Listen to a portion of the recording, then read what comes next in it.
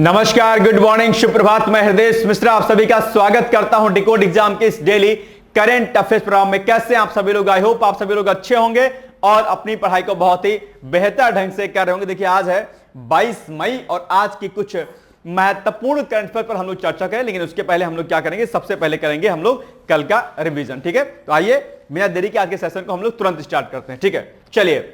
Number 1 point है, केंद्र सरकार के युवा कार्यक्रम और खेल मंत्रालय ने खेलो इंडिया पहल के तहत एक व्यापक वार्षिक कैलेंडर लॉन्च किया है।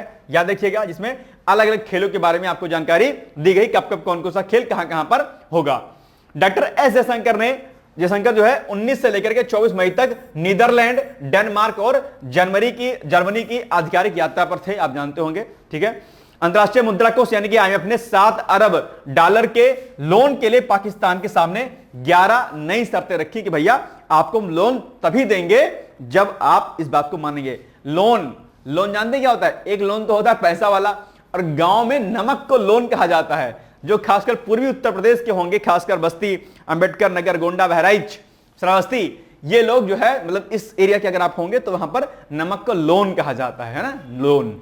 चलिए, और लोन खासकर उसको कहा जाता है जो वो वाला नमक होता है, डर्रे वाला, मतलब जो सॉलिड फॉर्म में होता है ना, ऐसे वाला। ठीक है, देखो एक बात ध्यान रखिएगा, ये जो नमक आता है ना, ये क्या कहते हैं, गोल गोल छोटे छोटे, गांव में बोरियों में कट्टे में मिलता है। ठीक है, वो बड़ा लाभदायी होता है, लेकिन कंपनियों ने ऐसा चाल चला, उन्होंने कहा कि बस यही नमक, इसी में आयोडीन है, इसी को ले लो। ऐसा कुछ नहीं है। सबसे अगर शुद्ध नमक होता है तो जो खुले में जो आता है ना, जिसको किलो के भाव बिकता है जो लोग, ठीक है, वो सबसे इंपॉर्टेंट होता है, सबसे अच्छा नमक वही है। लेकिन कंपनियों ने ऐसी चाल चली कि उसको कह दिया ये सब बर्बाद है, इसमें आयोडीन नहीं होता है। अरे वही शुद्ध है। ठीक है, खैर कोई बात नहीं, कंपनियां आपको जैसा सब बना दे, मूर्ख क्या किया जाएगा। चलिए, भारतीय अंतरिक्ष अनुसंधान संगठन का EOS 09 मिशन तीसरे चरण में चूक गया। कोई बात नहीं, चूक गया, ठीक है। इसरो ने बहुत सफलताएं हासिल की हैं, एक असफलता मिली, कोई बात नहीं। इसे polar satellite launch vehicle PSLV C61 rocket से लॉन्च किया गया था, जो कि कुछ ही मिनटों में असफल हो गया। कोई बात नहीं, बस आपको इस रॉकेट का नाम याद रखना है कि भैया जो है ये जो EOS 09 था, इसको किस जो है व्हीकल से लॉन्च किया गया, आप कहेंगे PSLV 661। इसका नाम आपको क्या करना है, याद रखना है। ओके, चलिए।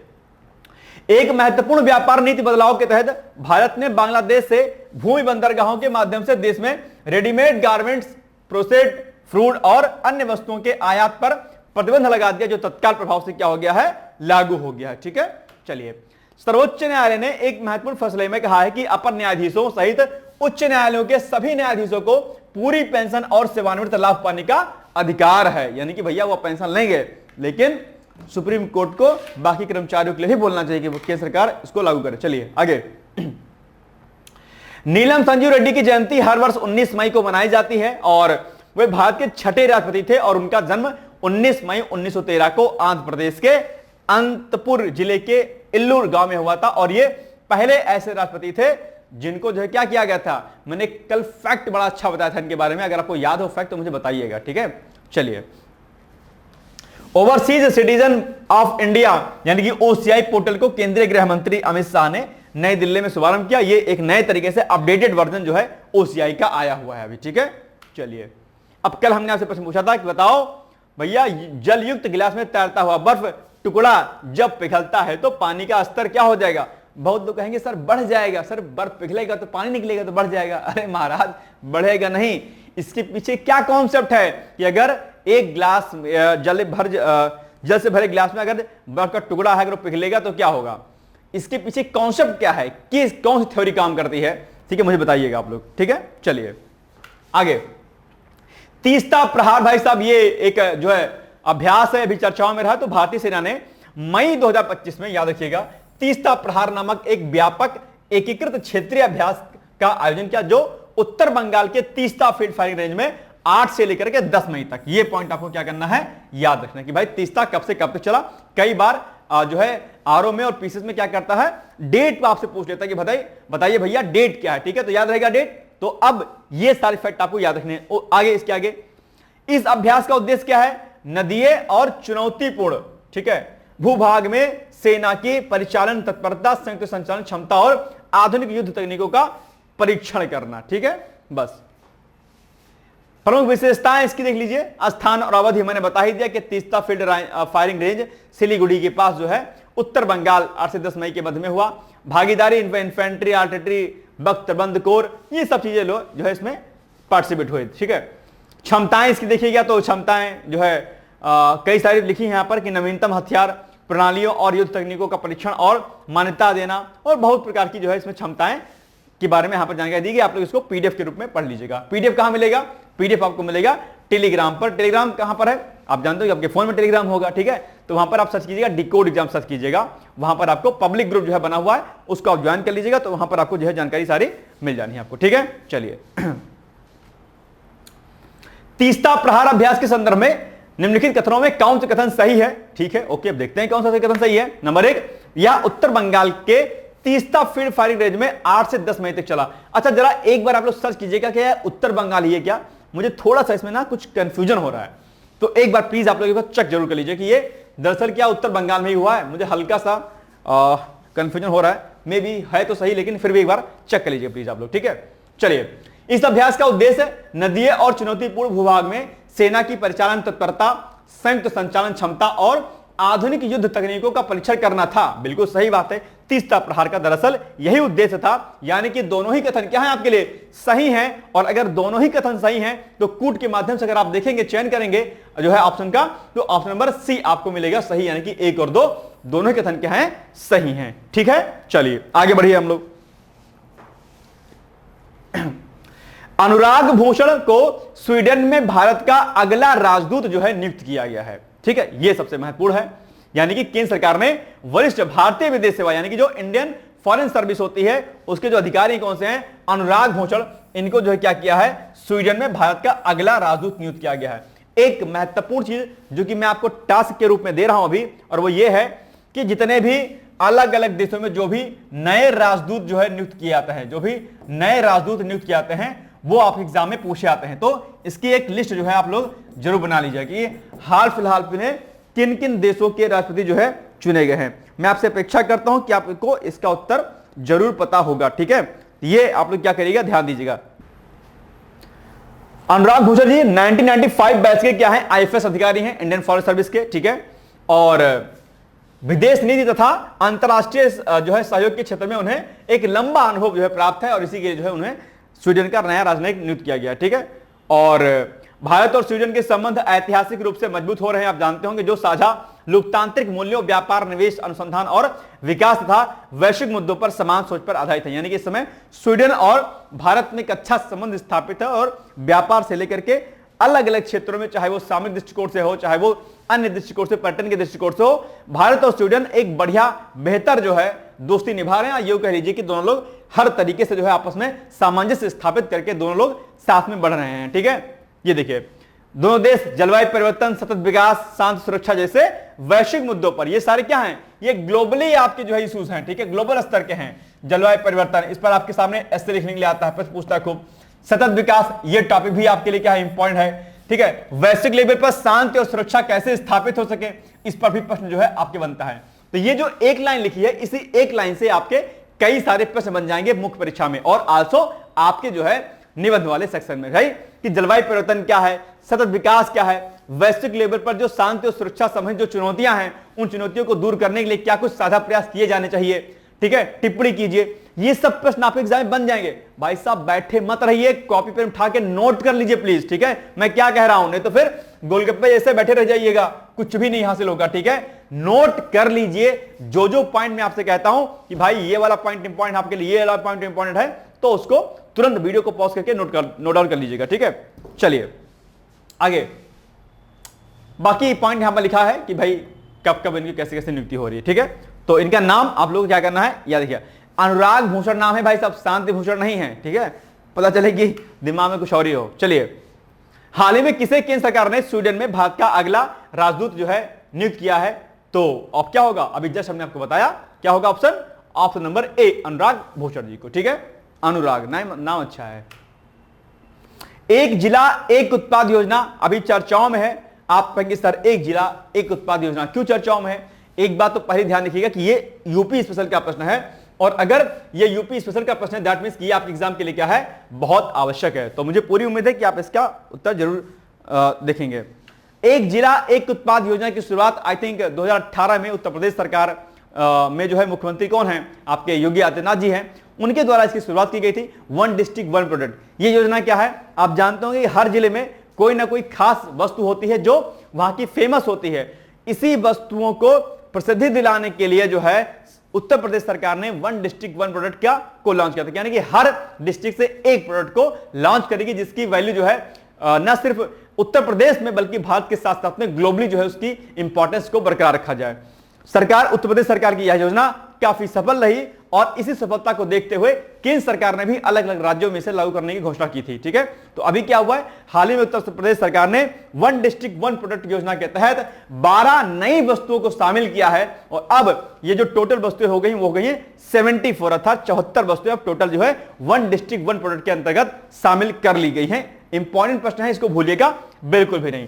तो यही सारे पॉइंट यहां पर लिखे गए हैं, आप इसको ध्यान दीजिएगा। ठीक है, लेकिन ये जो एक जनपद एक उत्पाद या एक जिला एक उत्पाद जो कार्यक्रम है, इसका उद्देश्य क्या है, इन विशिष्ट शिल्प कलाओं एवं उत्पादों को प्रोत्साहित किया जा जाए और उत्तर प्रदेश में ऐसे उत्पाद बनते हैं जो देश में कहीं और उपलब्ध नहीं है, जैसे प्राचीन एवं पौष्टिक कलात्मक चावल, दुर्लभ एवं अकल्पनीय गेहूं डंठल शिल्प, विश्व प्रसिद्ध चिकनकारी, कपड़ों पर जरी जरादोजी का काम, मृत पशु से प्राप्त सींगों और हड्डियों से अति जटिल शिल्प कार्य जो हाथी दांत का प्रकृति अनुकूल विकल्प है। तो ये सारे जो है चीजें यहां पर की जाती हैं। अच्छा, इससे क्या होगा, इससे इन जो व्यवसाय हैं, इन व्यवसाय में जो लगे हुए जो लोग हैं, इनको जो है क्या मिलेगा, एक बूस्टअप मिलेगा और ये अपना रोजगार और आगे बढ़ा सकेंगे। अपना रोजगार आगे बढ़ाएंगे यानी ये आत्मनिर्भर होंगे, आत्मनिर्भर होंगे तो इनका लाइफ स्टाइल चेंज होगी, इनका पर कैपिटा जो इनका चीजें होंगी वो क्या होंगे, बढ़ेंगे अपने आप में। तो अपने आप में क्या होंगे, ये जो है आत्मनिर्भर होने के साथ साथ में गरीबी रेखा से ऊपर उठेंगे। तो ये बड़ी अच्छी बात है। तो इससे जहां एक और गरीबी दूर होगी, आत्मनिर्भरता बढ़ेगा, तो दूसरी ओर सरकार को जो है इससे बड़ा एक आमदनी का फायदा भी होगा इससे। तो ये सारी चीजें इससे देखने को मिलेंगी आपको। ठीक है, चलिए ये सारे पॉइंट यहां पर लिखे, इसको एक बार आप लोग पढ़ लीजिएगा। इसमें से कुछ ऐसे पदार्थ हैं जो जीआई टैग भी जिनको मिला हुआ, जिसको भौगोलिक संकेतक कहते हैं हम लोग। 12 उत्पाद कौन कौन से हैं, बागपत से कृषि यंत्र एवं संबंधित उपकरण है, सहारनपुर से होजरी उत्पाद है, फिरोजाबाद से खाद्य प्रसंस्करण यानी फूड प्रोसेसिंग है, गाजियाबाद में मेटल वस्त्र एवं परिधान है, अमरोहा से मेटल एवं वुडन हैंडीक्राफ्ट है। अमरोहा के बहुत लोग होंगे है ना इस समय। चलिए, आगरा का पेठा उद्योग और सभी प्रकार के फुटवियर, आगरा का पेठा निश्चित तौर पर आप लोग खाए होंगे, नहीं खाए होंगे तो पढ़ लीजिए, जो है समझ लीजिएगा। आगरा में एक चीज और है भाई साहब, क्या है, आगरा का पागल खाना भी फेमस है, तो पढ़ लीजिए ठीक ढंग से, नौकरी लगवा लीजिए, नहीं तो एक समय के बाद क्या होगा, दिमाग पागलपन की ही हो जाएगा। ठीक है, चलिए, हमीरपुर में मेटल उत्पाद है, बरेली में लकड़ी के उत्पाद। अच्छा, बरेली में और एक चीज फेमस है, बताइए क्या फेमस है। ठीक है, एटा में चिकोरी उत्पाद, प्रतापगढ़ का खाद्य प्रसंस्करण, प्रतापगढ़ का आंवला भी प्रसिद्ध है, बिजनौर में ब्रश और संबंधित उत्पाद और बलिया का सत्तू उत्पाद। ठीक है, ये क्या है, अपने आप में यहाँ के इंपॉर्टेंट उत्पाद जिनको भी सरकार ने शामिल किया है। चलिए, प्रश्न, हाल ही में उत्तर प्रदेश सरकार के द्वारा एक जिला एक उत्पाद योजना के अंतर्गत कुल कितने नए उत्पादों को शामिल किया गया है। अभी जस्ट हमने आपको बताया कि 12 उत्पादों को, बस 12 उत्पाद कहां लिखा है, बी वाले में है, B is the right answer. चलिए, परमाणु ऊर्जा आयोग के पूर्व अध्यक्ष डॉक्टर एम.आर. श्रीनिवासन का हाल ही में क्या हुआ है, निधन हो गया। कल परसों मैं चैनल पर लाइव था तो मैंने अपने चैनल पर पूछा था कि भाई बताओ किसका हाल ही में निधन हो गया, तो सभी लोगों ने इसका उत्तर सही बताया था। इसका मतलब इस समय लोग मेहनत कर रहे हैं और जो मेहनत नहीं कर रहे हैं उनके लिए क्या है, समस्या है। ठीक है, ध्यान दीजिएगा। चलिए, तो परमाणु ऊर्जा आयोग के पूर्व अध्यक्ष डॉक्टर एम.आर. श्रीनिवासन का जो है 20 मई को क्या हुआ है, तमिलनाडु के ऊटी में निधन हो गया है। एक बड़ी क्षति है हमारे भारत देश के लिए। 95 वर्षीय वैज्ञानिक भारत के परमाणु कार्यक्रम के विशिष्ट व्यक्ति थे और डॉक्टर श्रीनिवासन ने महत्वपूर्ण परमाणु अवसंरचना विकसित करने में निर्णायक भूमिका निभाई, जिसने ऊर्जा क्षेत्र में भारत की आत्मनिर्भरता की आधारशिला रखी। बहुत बड़े व्यक्तित्व के धनी थे अपने आप में और भारत को आत्मनिर्भर बनाने में इनकी अहम भूमिका रही है। ठीक है, चलिए, इसके अलावा कुछ अन्य पॉइंट हैं इनके, इनसे संबंधित आप इसको एक बार देख लीजिए। ठीक है, डॉक्टर एम.आर. श्रीनिवासन जो है बेसिकली भारत के परमाणु ऊर्जा कार्यक्रम के एक प्रमुख वैज्ञानिक और प्रशासक थे। 1987 से 1990 तक जो है जो है भारत की परमाणु ऊर्जा आयोग यानी कि एटॉमिक एनर्जी कमीशन के अध्यक्ष और परमाणु ऊर्जा विभाग यानी कि डिपार्टमेंट ऑफ एटॉमिक एनर्जी के सचिव भी रह चुके हैं। इसके अलावा डॉक्टर श्रीनिवासन का जन्म 5 जनवरी 1930 को बेंगलुरु कर्नाटक में हुआ था। वह एक यांत्रिक इंजीनियर थे और 1955 में परमाणु ऊर्जा विभाग के जो है क्या बोले इसमें शामिल हो गए थे। ठीक, ये बड़ी उपलब्धियां जैसा कि आप यहां पर देख ही पा रहे हैं कितने कितने पदों पर ये रहे हैं। ठीक है, और भी कई सारे पॉइंट है। उन्होंने भारत के पहले अनुसंधान रिएक्टर अप्सरा के विकास में भी इंपॉर्टेंट रोल प्ले किया। ठीक है, ये 1956 में सक्रिय भी हो गया था। 1959 में उन्हें भारत के पहले परमाणु ऊर्जा स्टेशन के प्रमुख परियोजना अभियंता के रूप में भी इनको नियुक्त किया गया। 1984 में वह परमाणु ऊर्जा बोर्ड के अध्यक्ष बने। ये सारे पॉइंट यहां पर इनके बारे में लिखे गए हैं जो आपको क्या करना है, जानना और समझना है। ठीक है, 1990 से 1992 तक वह वियना में अंतरराष्ट्रीय परमाणु ऊर्जा एजेंसी के वरिष्ठ सलाहकार भी रहे हैं अपने आप में। ठीक है, और कुछ पुरस्कार उनको दिए गए हैं, ये यहां पर हमने लिख दिया है जो कि आपके लिए क्या है सबसे इंपॉर्टेंट है। इनको जो है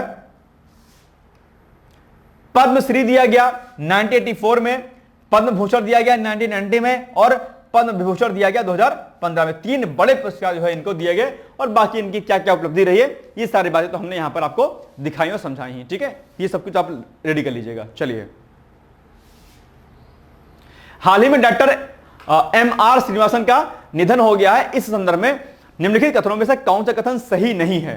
रॉन्ग स्टेटमेंट आपसे पूछ रहा है। क्या पूछ रहा है? सही नहीं है। ये देखो क्या है, ये सही नहीं है। ठीक है, मैं कई बार कहता हूं कि इस पॉइंट को आप लोग प्लीज याद रखा करिए। ठीक है, सही नहीं है इसका मतलब क्या पूछ रहा है? रॉन्ग स्टेटमेंट आपसे पूछ रहा है कि भाई बताओ कौन सा रॉन्ग स्टेटमेंट है।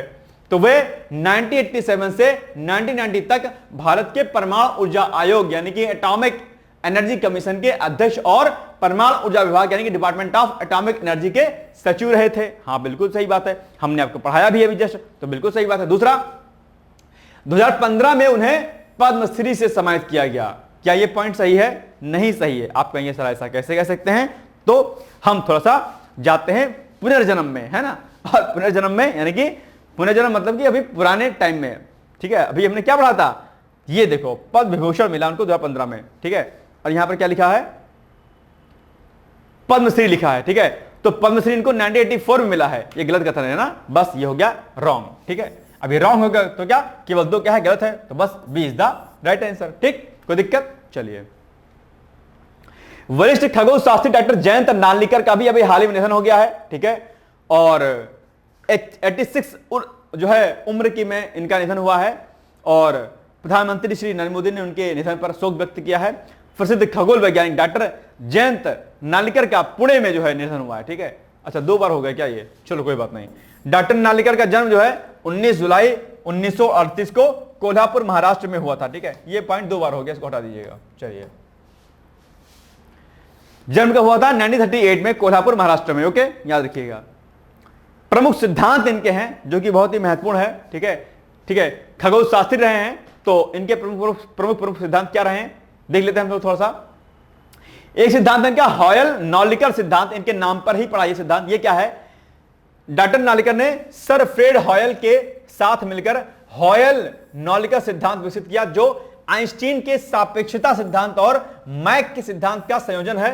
यह सिद्धांत ब्रह्मांड की उत्पत्ति के बारे में वैकल्पिक दृष्टिकोण प्रस्तुत करता है। बड़ा अच्छा सिद्धांत है और हो सकता है कि आपसे पूछ ले एग्जाम में कि बताओ हॉयल नॉर्लिकर सिद्धांत निम्नलिखित में से किसने दिया, किसने इसको प्रतिपादित किया? आप तुरंत जो है नाम किसका लेंगे?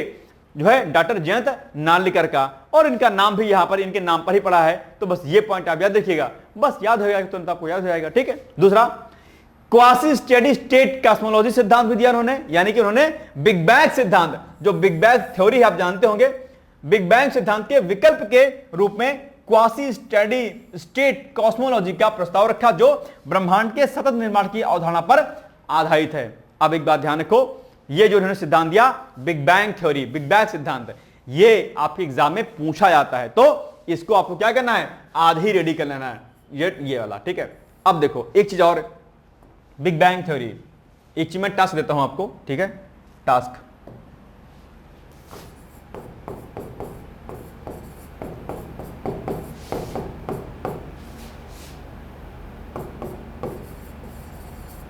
आपको बिग बैंग थ्योरी तो पढ़ना है, लेकिन इसके अलावा ज्योग्राफी में जो कुछ छोटे छोटे डेटा हैं, ठीक है, परिक्रमण किसे कहते हैं, परिभ्रमण किसे कहते हैं, कौन सबसे छोटा ग्रह है, कौन सबसे बड़ा ग्रह है, ठीक है, कौन किसका चक्कर लगाता है, कौन चमकता हुआ तारा है, कौन सा भोर का तारा है, ठीक है, ये वाला जो चैप्टर है ना, ठीक है, इससे बहुत प्रकार के प्रश्न पूछे जाते हैं।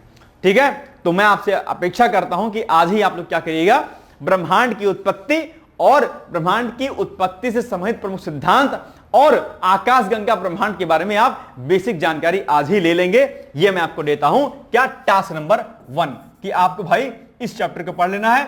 एक प्रश्न पक्का है कि यहां से बनना ही बनना स्वाभाविक है, ठीक है, इसलिए आप लोग यहां से इसको आज कर लीजिएगा।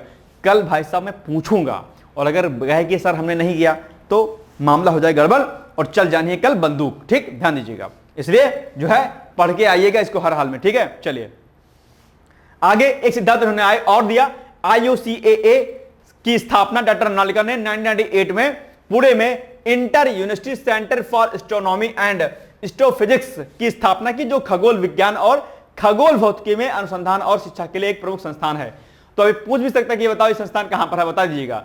नालिकर को उनके वैज्ञानिक शैक्षिक योगदान के लिए कई प्रतिष्ठित पुरस्कार दिए गए, उनमें से कुछ यहां पर दिए गए हैं, आप इसको देख लीजिएगा।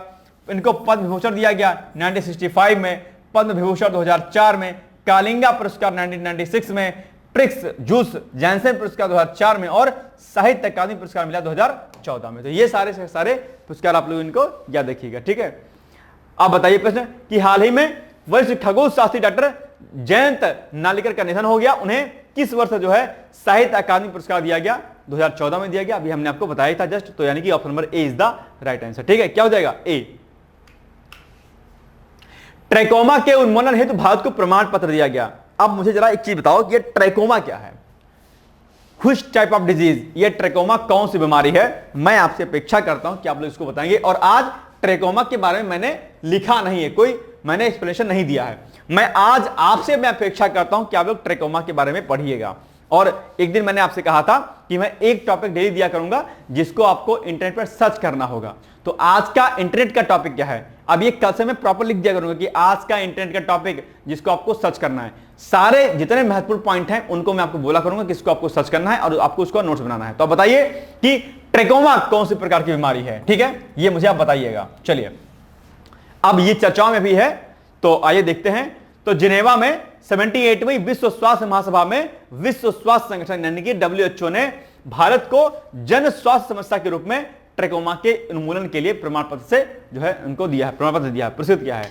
यानी कि भारत सरकार ने जो ट्रैकोमा को जो उन्मूलित कर दिया, इसका उन्मूलन कर दिया, इसी के परिप्रेक्ष्य में जो है WHO ने जो है उनको एक प्रमाण पत्र दिया है, ठीक है। चलिए, यह सम्मान रोग उन्मूलन, निवारक स्वास्थ्य सेवा और सभी के लिए स्वास्थ्य सुनिश्चित करने की वचनबद्धता के प्रति भारत के सतत प्रयासों का एक प्रमाण है। इस समय हम लोग कई प्रकार की बीमारियों का उन्मूलन कर चुके हैं और कई प्रकार के बीमारियों को उन्मूलन करने का लक्ष्य भी रखा है।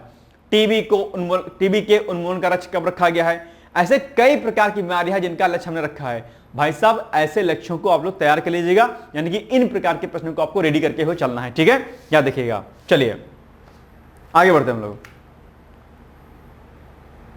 इसके अलावा भारत दक्षिण पूर्व एशिया क्षेत्र में इस जन स्वास्थ्य उपलब्धि को हासिल करने वाला तीसरा देश बन गया है भाई साहब, ये भी आपको ध्यान रखना, ठीक है। और सरकार ने ट्रैकोमा उन्मूलन के लिए राष्ट्रीय अंधत्व नियंत्रण कार्यक्रम यानी कि NPCBBI के अंतर्गत कई कदम भी उठाए हैं।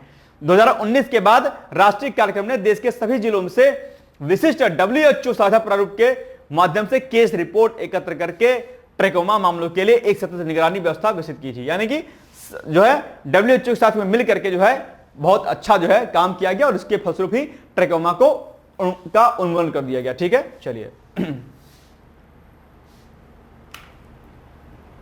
बताइए निम्नलिखित कथनों में कौन सा कथन सही नहीं है। फिर से रॉन्ग स्टेटमेंट आपसे पूछ रहा है। नंबर 1, जिनेवा में 78वीं विश्व स्वास्थ्य महासभा में IMF ने भारत को जन स्वास्थ्य समस्या के रूप में ट्रैकोमा के उन्मूलन के लिए प्रमाण पत्र से पुरस्कृत किया है। क्या स्टेटमेंट सही है, बताओ, क्या ये स्टेटमेंट सही है? जल्दी बताओ फटाफट जल्दी से आप लोग। ये स्टेटमेंट नहीं सही है क्योंकि यहां पर IMF लिखा है ना, ये IMF नहीं होगा, क्या होगा, WHO होगा। IMF कैसे फंड करेगा, ये तो कॉमन सेंस है। अगर बाय द वे ये प्रश्न आपको नहीं आ रहा है फॉर एग्जांपल के लिए, तो थोड़ा सा एक आप ना बेसिक माइंड अपना लगाइए कि यार बात स्वास्थ्य की हो रही है, हेल्थ की हो रही है, तो ये IMF कहां से कूद पड़ेगा बीच में? ये तो फंडिंग करता है ना, इंटरनेशनल मॉनेटरी फंड इसको बोलते हैं ना, तो ये नहीं करेगा, बस गलत हो गया कथन। ठीक है। दूसरा, सरकार ने ट्रेकोमा उन्मूलन के लिए राष्ट्रीय अंधत्व नियंत्रण कार्यक्रम के अंतर्गत कई कदम उठाए हैं। ठीक है, बिल्कुल सही बात, उठाए थे, तो ये हो गया आपका रॉन्ग, तो रॉन्ग ही पूछ रहा है आपसे, तो बस केवल एक कथन हो जाएगा आप सही, यानी कि ए इज द राइट आंसर। ठीक, चलिए।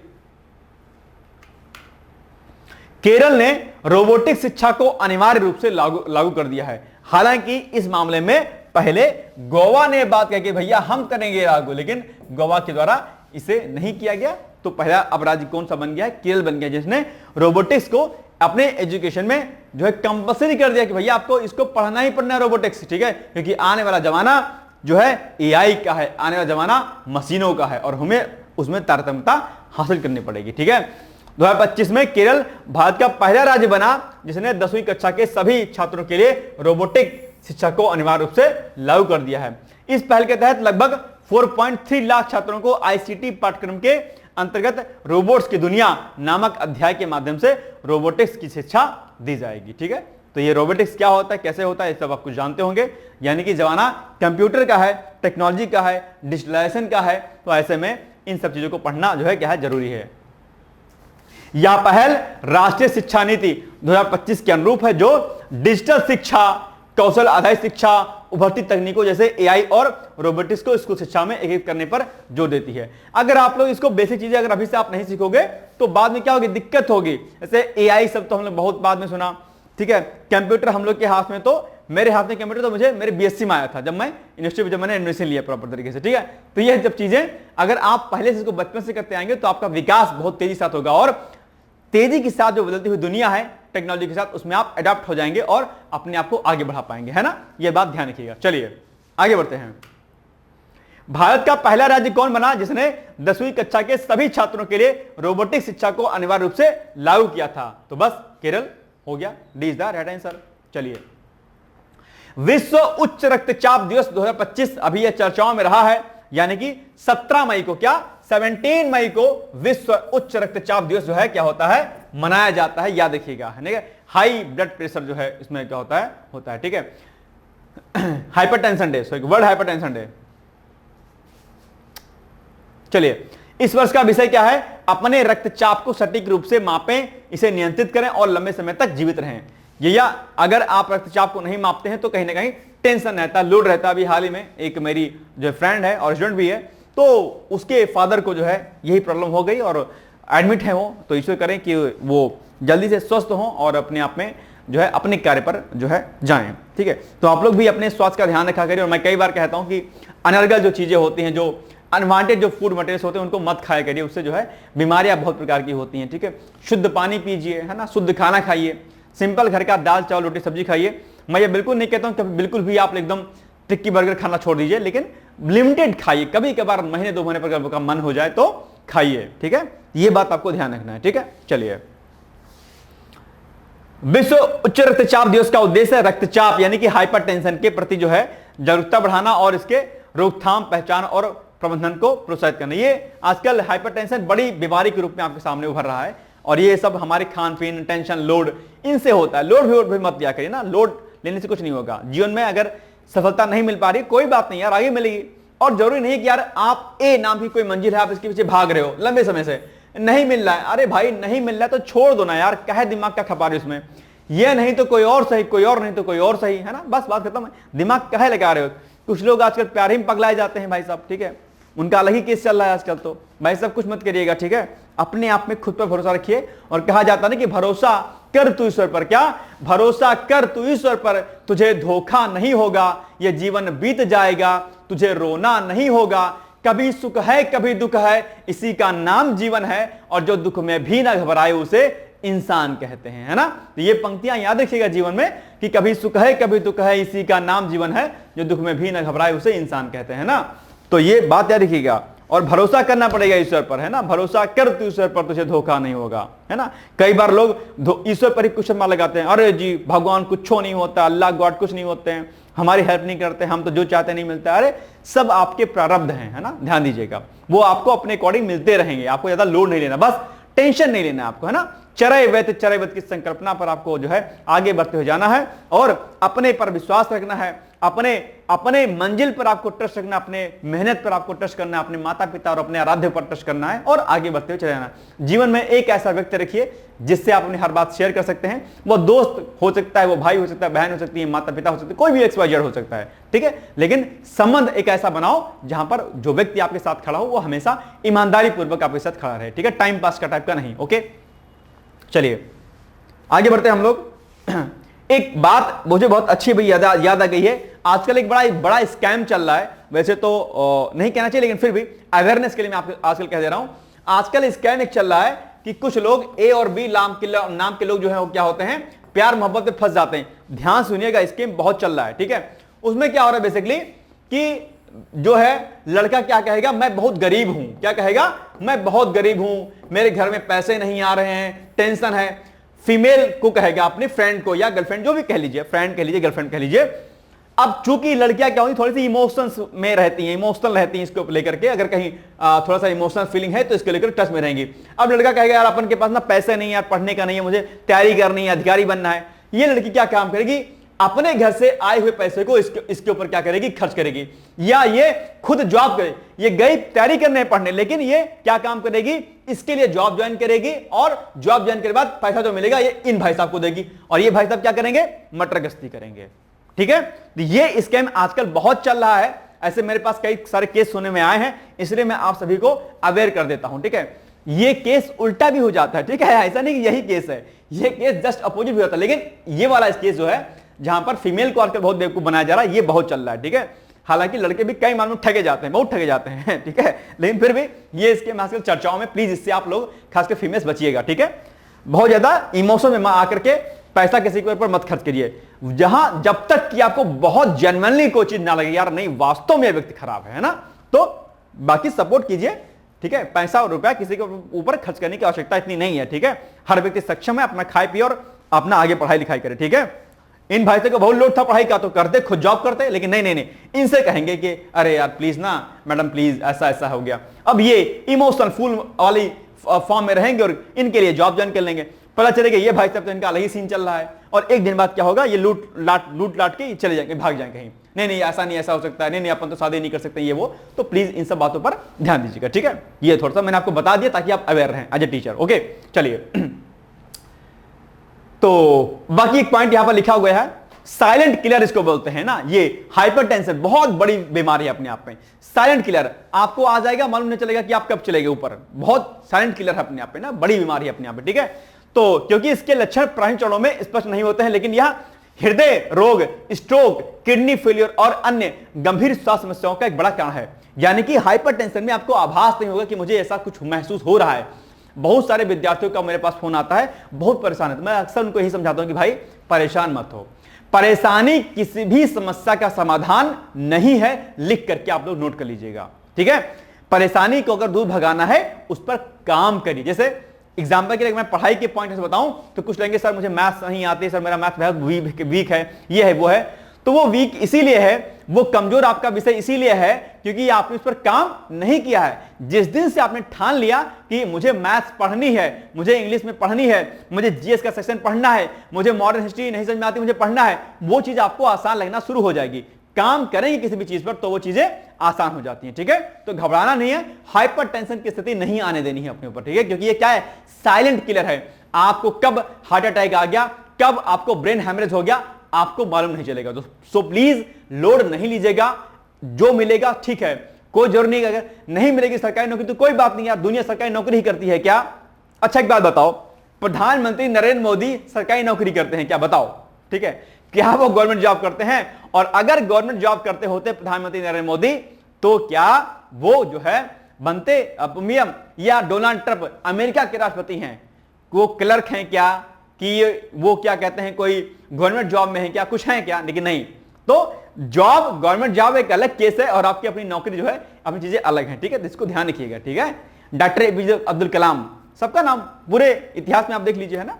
चलिए, गवर्नमेंट जॉब ना करने वाले ही इतिहास बनाते हैं भाई साहब, ठीक है, क्योंकि गवर्नमेंट जॉब पाने के बाद तो आप तो उसी में सरकार में लगे रहते हैं, ठीक है। सरकार महान बन जाती है, आप वहीं रह जाते हैं, ठीक है। चलिए आगे बढ़ते हैं।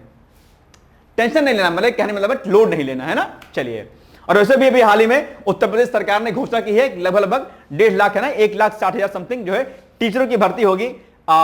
उत्तर प्रदेश गवर्नमेंट ने अपने ऑफिशियल जो है उस पे पेज पर ये चीज मेंशन की है कि दिल्ली से आदेश आया कि भैया भर्ती करो इस बार। अब देखते हैं, इलेक्शन में आने वाला है वैसे तो ठीक है।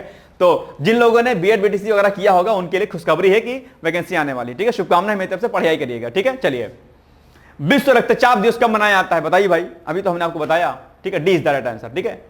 चलिए, अब आपके सामने प्रश्न है कि अशुद्ध जल से बड़ी मात्रा में पेयजल तैयार किया जाता है, किस प्रोसेस से?